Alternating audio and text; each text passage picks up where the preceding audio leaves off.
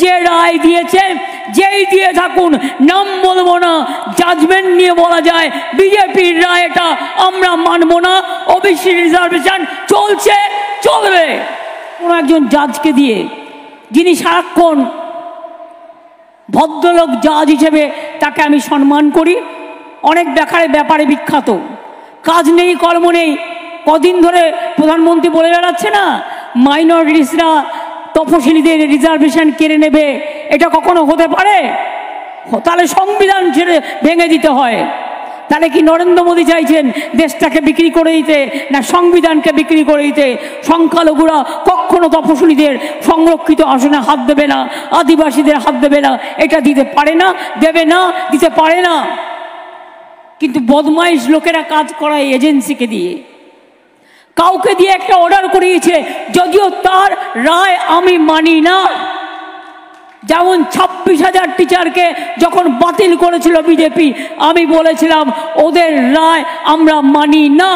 তেমনি বলছি আজকে, যে রায় দিয়েছে, যেই দিয়ে থাকুন, নাম বলবো না, জাজমেন্ট নিয়ে বলা যায় বিজেপির রায় এটা আমরা মানব না, ওবিসি রিজার্ভেশন চলছে, চলবে।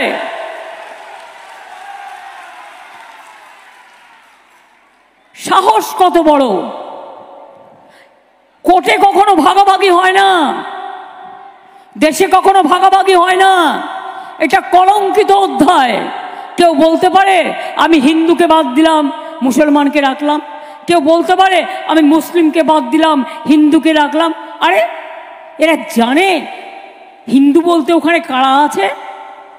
আমি তপশিলীদেরও আমি করিনি এটা, এটা উপেন বিশ্বাস তখন চেয়ারম্যান ছিলেন। বাড়ি বাড়ি সার্ভে করে করে আমরা ওবিসি রিজার্ভেশন করেছিলাম, 12 সাল থেকে চলছে। কোর্টে আগেও কেস হয়েছিল, কেস খালি হয়ে গেছিল। স্পর্ধা তো কম নয়। একটা সরকার কি পলিসি নেবে, সেই পলিসি নিয়ে যাও না। বিজেপির একটা পলিসির ব্যাপারে একটা কথা বলবার সাহস আছে না, হিম্মত আছে? কিছু দালাল হঠাৎ করে 26,000 চাকরি খেয়ে নাও, ওবিসিতে রিজার্ভেশন বন্ধ করে দাও, হবে না। তাও ভাগ করে করে দিয়েছে, মুসলিমদেরটা একেবারে ভাগ। কেন? মুসলিমরা আমার দেশের নাগরিক নয়? মনে রাখবেন, আমি হিন্দুও করি, আমি হিন্দু ঘরের মেয়ে, আমি মুসলিমও করি, আমি তপশিলীও করি, আমি আদিবাসীও করি, আমি পার্সিকও করি, আমি বৌদ্ধও করি, আমি জৈনও করি, আমি সবটাই করি।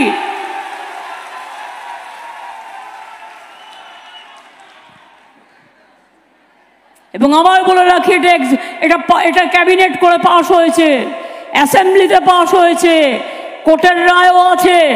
যারা ইলেকশনের আগে এই সব নিয়ে খেলা করছেন, সন্দেশখালি নিয়ে করলেন চক্রান্ত 1, ফাঁস হয়ে গেল। দাঙ্গা নিয়ে করবার চেষ্টা করলেন, চক্রান্ত 2, এখনো মাথায় ঘুরছে হিন্দু মুসলমানে ভাগ করবার। 3, প্রধানমন্ত্রী এই কথা কখনো বলতে পারে যে সংখ্যালঘুরা তপশিলীদের রিজার্ভেশন কেড়ে নেবে? আমি তো বলবো উনি বলতে পারেন না। তার কারণ এটা সাংবিধানিক অধিকার।